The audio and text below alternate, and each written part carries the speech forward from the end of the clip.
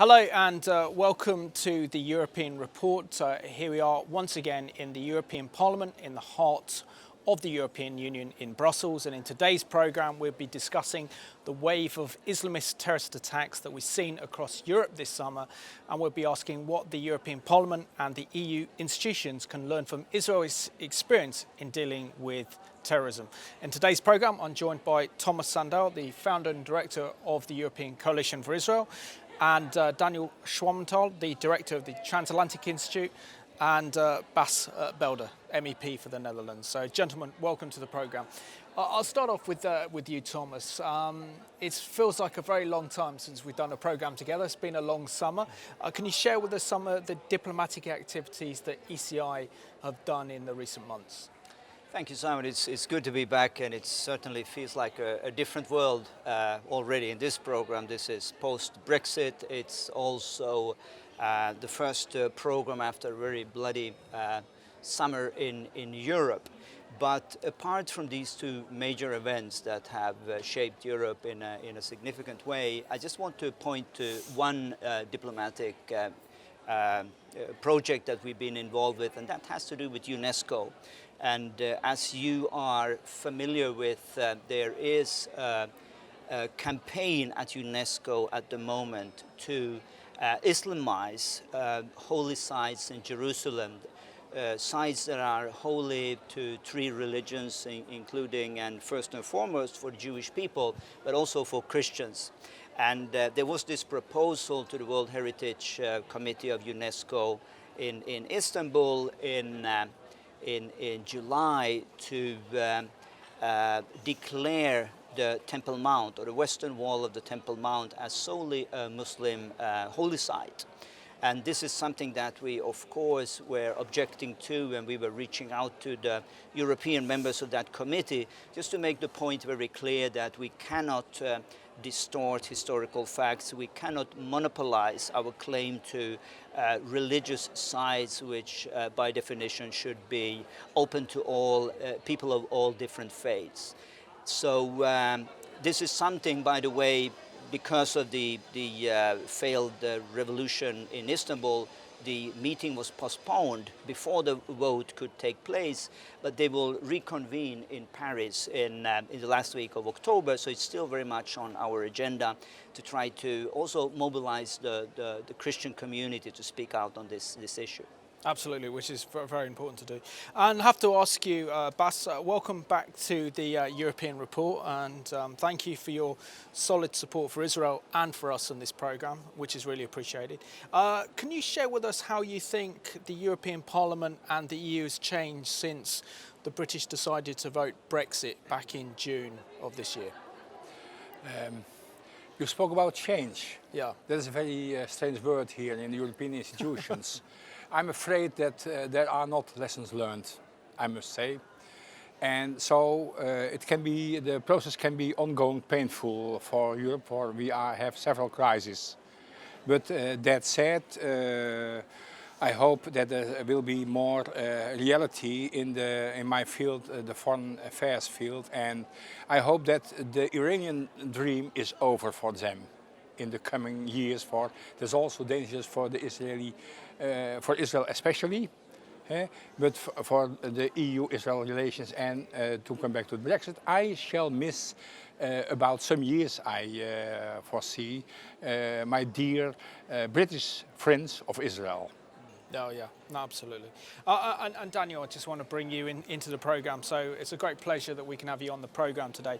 Can you share with us the unique work that you do at the Transatlantic Institute? Right. Well, the main priorities for us are when it comes to Israel and Israel security and promoting a negotiated two-state solution. We are specifically working on right now on tackling Palestinian incitement, which was in a very welcome move for the first time really addressed in the recent Quartet report. And this is something that we want to push forward and see translate into actual policies, since this is now also has been adopted by the EU. We want to see here not just a declaration, but to see actual policy moves on the ground. Iran is, of course, a very, very crucial issue for us, the most important in our view, national security issue, not just for Israel, but really for the region, if not the world. And we want to ensure that this deal, which we were not very happy with, is at least properly implemented, and that Iran is not immediately welcomed as a normal state and embraced a normal friendship here that we already see in the European Parliament. The report that has been drafted is completely lacking any real criticism, analysis of the real external and internal aggression that this regime is carrying out. And then, of course, anti-Semitism and then radical Islam and terrorism. These are the key issues for us. Yeah. And Tomas, I just want to really now focus on today's discussion, really, which is this unprecedented wave of Islamist terrorist attacks we've seen across Europe by ISIS this summer, particularly in France and also in Germany as well. I know that you had this summer a family holiday in Nice, and we saw those tragic events that took place on Bastille Day, in which 84 people were mowed down and killed in the most horrendous manner by a Islamist driving a truck. What is your response to that, and do you think this is a wake-up call for Europe about the real danger that this continent now faces? Yeah, it's true, Simon, and it's been an ongoing affair for me for the last few years, just to try to avoid and navigate around these terrorist attacks. I was away.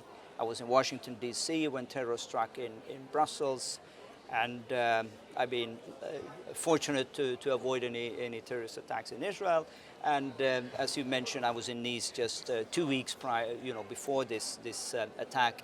Of course, walking around in Nice during that time, that was still the Euro Cup in soccer. Of course, I was nervously just watching, just seeing the presence of the police on the streets of Nice, and just knowing that anything could happen. There's nothing they can do or we can do to prevent, to have 100% protection for civilians. So it was not unexpected in any way, and we've seen it before in Brussels, in Paris, elsewhere. Each time we say in this program and otherwise, perhaps this is the wake-up call. I think it's a wake-up call which is coming gradually, and it would be interesting to hear Mr. Belder and Daniel also on whether they feel that we are gradually coming to the point where responsible politicians in Europe realize that Europe is the solution to our problems here, both in the Middle East but in Europe also, and not the problem that so often are portrayed in resolutions here in the European Parliament. I hope this is the case. I believe we are getting further, more understanding for our claims here in the European Parliament. And Bas, also this summer we saw the horrendous terrorist incidents in which 85-year-old Catholic priest had his throat slit by a young Islamist terrorist who was also then under curfew, but he wasn't under that period of time between, I think, a few hours in the morning. His curfew was switched off, which is very concerning. Also, this caused revulsion in France because it hit a nerve amongst French Catholics. Do you think that that attack represents now an ISIS attack on Christianity in Europe? Let's be quite factual. When you see the latest issue of the magazine of ISIS, it is totally devoted to breaking the cross against Christianity and all others, of course, that are not agreeing with their Salafist ideas. And don't forget that it was literally said and written in that big issue that people here that are wanting to join the caliphate but were prohibited were blessed, because now they could not only use dawah that spread Islam religion, but also be active in jihad. Quite clear. And last week I just learned from my friend in Amman there was a new document from ISIS that was quite indeed en detail how to make with very simple goods, lethal bombs, chemical to prepare for chemical attacks on a personal level. So what you see, don't underestimate the terrorist aims of ISIS on European soil, but also don't underestimate, and that is here the problem in the European Parliament, the religious roots of the desire for martyrdom. And that is the issue. In my view, still in this house, in this parliament, they, and also in the on the national level you see it, there are a lot of people, although we have endured so many terrorist attacks at the moment, don't want to be realistic and to see what is the ground, what are the rules of this problem. What we are doing is we are trying to have, we are trying to struggle against the symptoms, yes, but not going to the root of the evil, and that is the issue.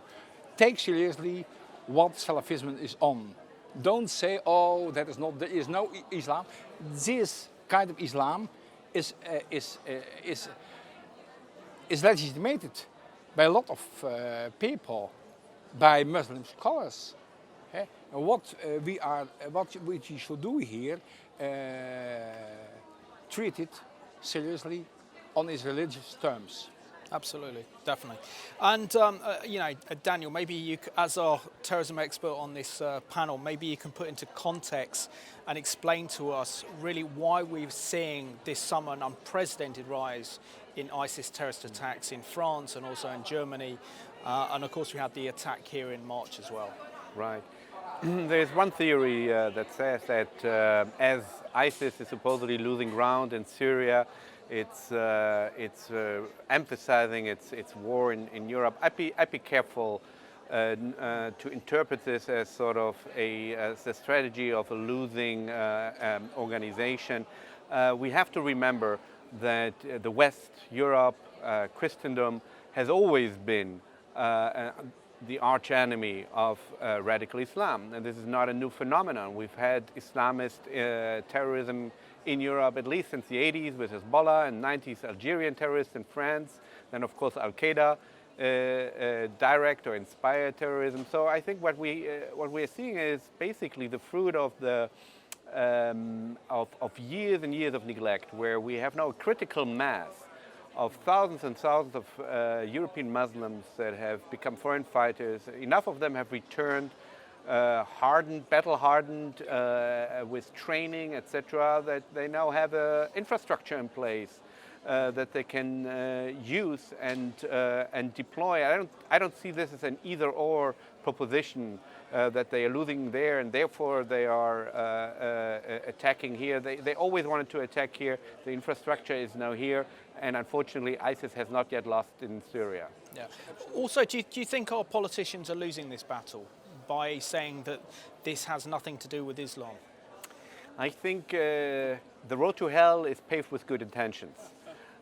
Clearly, what they're trying to do is to avoid that an entire community is stigmatized. But I'm afraid they are achieving the exact opposite, because clearly it has something to do with Islam. And people recognize that, and instead of differentiating between Islam and Islamism, one is a religion, one is basically the political ideology. This is what we need to find. In the mind of the average person, Islam in general is becoming the problem. Every Muslim becomes a suspect. So I think they are achieving the exact opposite of what they're trying to achieve. We therefore also see a rise of radical parties, both on the left and the right, because people don't see that mainstream politicians seem to be addressing the real problems. And therefore I'd encourage politicians to be much more, I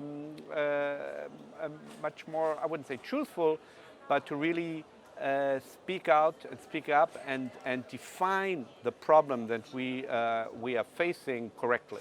Absolutely. And Thomas, I mean, after the horrendous Nice terrorist attack, many French security experts were saying that France now has to adopt Israeli-style security measures, which comes a bit of an irony considering that really France is at the forefront of some of the most anti-Israel policies from any European government or any member of the European Union. So what can Europe, what can the EU institutions and the European Union and the European Parliament even learn from Israel's experience in dealing with terrorism? There are a lot of things which are very inconsistent with the current situation, to the point where it's almost humorous.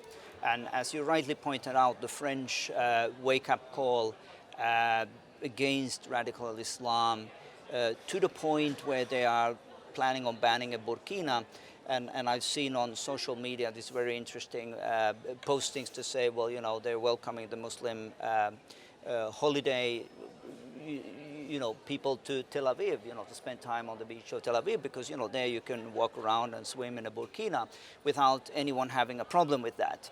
So certainly France, the government, which have been so critical to many of the measures that Israel had to take to defend itself in the last 20, 30 years, suddenly find itself in taking actions which they would never have accepted the Israeli government doing, or any other government for that matter. So it's true, and I think even for the current French government, it's almost becoming embarrassing, because they don't really know how to deal with this situation. I think what we can learn from Israel are, you know, on two levels. One, of course, is the security, the knowledge that they have of security surveillance in Israel, which is, you know, the best in the world. And we saw again at the Olympics in Rio that there were Israeli security companies responsible for making sure that everything went smoothly. And the same is the case, of course, in Europe. I think every European government is sitting in very close cooperation with Israeli corporations and with the security expert. This is being done behind the scene, but also something I always come back to, and that's a matter of values and principles. I think this is a time where we need to rally around what we would call universal values. It's not okay to kill someone because he has a different religious conviction. And we should be firm on these issues. And I think when it comes to Islam, we, as Daniel says, you know, we should engage also with Muslim dissidents. I know many Muslims who are, you know, completely fed up with Islamism, and they say, well, how is it that none of you are coming, you know, to our support? Instead, you're trying to whitewash what is being done. And I think if we are to see any change of culture in a near future, we need to take these people seriously and say, you know, listen, we want to sit down with you and see how can we come to an agreement, as Daniel said again, that where we can distinguish between religious freedom, you know, for peace-loving Muslims who want to, you know, just have a good life in Europe, and those who are driven by hatred. Absolutely. And Bas, as a leading member here of the European Parliament, how can the European Parliament and the European Union itself and its institutions legislate for better counter-terrorism measures to protect European citizens from this unprecedented wave of terrorist attacks that we've seen across Europe this summer? Allow me to come back to what Daniel already said. You can legislate a lot of things, but when you have no real and truthful acknowledgement of the problem at the table, what kind of legislation you do? There's a lot of kind of speaking about de-radicalization, but what means de-radicalization precisely? Then you should know what is radical. We just spoke about we are here standing on the United Nations Declaration of Human Rights. In the 80s and 90s, Muslim states, Islamic states, distanced themselves quite clearly from this foundation of human rights. The Sharia is above them. So we should know how to battle this war. And it is, and what is of quite obvious that what you learn, I must say, in Israel, as a European citizen, as a Dutch citizen, I feel at home and secure. And what I'm now reading, especially also in the German newspaper, is there is a lot of erosion of public trust in the authorities to have security for the citizen. So you can hear and you can debate on private privacy and so on. But you should know that should be the urgent task of a state is to offer security for the citizen. But when the security is threatened, you should precisely know what is the threat and to combat it. Allow me shortly.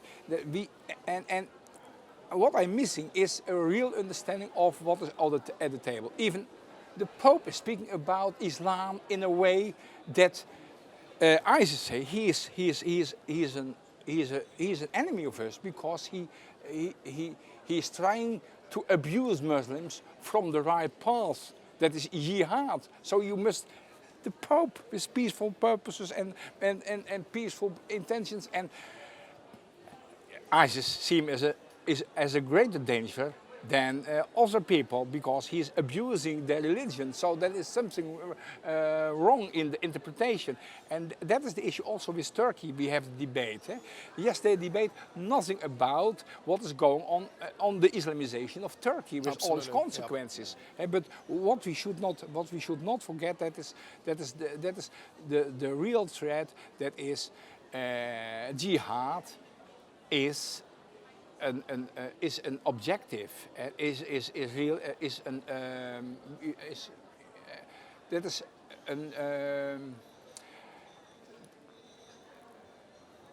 a devout Muslim should devote his life to the jihad, and we should come to terms. In 2001, I was in the United States with that really unimaginable what happened there. And we did not learn the lesson because it was the United States. It was so that was it was their fault. That was their error that it happened to them. And now we are. But we should be aware of, and it is in the midst. It is in our midst. It is in Europe. So it is not only on the Middle East. It is the Middle East in Europe. Exactly. Europe. And I have to ask you, Daniel, in the last 3 minutes of the programme, what are the dangers for Europe if Europe doesn't wake up to this Islamism terrorist threat that we're seeing on the continent now and can't provide security for its citizens? Well, as I said earlier, the fact that we see mainstream politicians avoiding to really defining the problem properly leaves the field wide open for extremist parties, because if responsible parties will not address problems, real existing problems, then irresponsible parties will do. So I'm very worried that we will see, on the one hand, the rise of terrorism, and hand in hand with that also the problem of a Muslim community that to a large extent is not properly integrated, both economically but also in terms of sharing our Western values, and at the same time radicalization also on the political front. We see this in many parts of Europe, and so apart from the danger of the EU as a structure falling, but much more important, I really see the fracturing of each individual member state.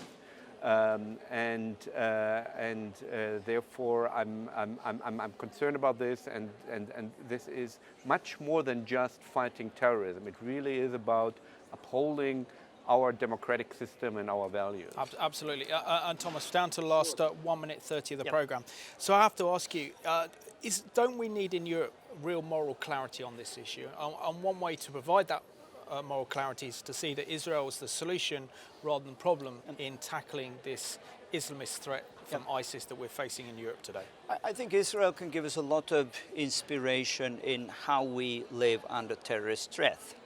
This is a new situation for us in Europe by and large, but Israel since day number one, they were surrounded by enemies. During the Second Intifada, they never knew which restaurant could they enter, and still come out alive. And I think in this type of culture, to be able to celebrate life, to be able to also to strike a middle ground, as we were saying, the danger is really a polarization where since the middle ground is not taking responsibility, we get an exaggerated reaction, from the far right. Just one example. And I think that Israel has been able to preserve its parliamentary democracy under such an extreme threat. It's something that we really can learn from, that these values that we cherish, universal values, they are worth fighting for, and they are exactly these values which makes us strong. Gentlemen, I just want to thank you so much for joining me on the European Report today in the European Parliament. And I want to thank you for watching today's programme from the European Parliament, in which we discussed the unprecedented wave of terrorist attacks here in Europe. And the answer to this is that we need more moral clarity. We've got to identify the problem, and that we also need to recognise that Europe and the European Union and its institutions can learn so much from Israel in dealing with this terrorist threat. So thank you for watching today's programme.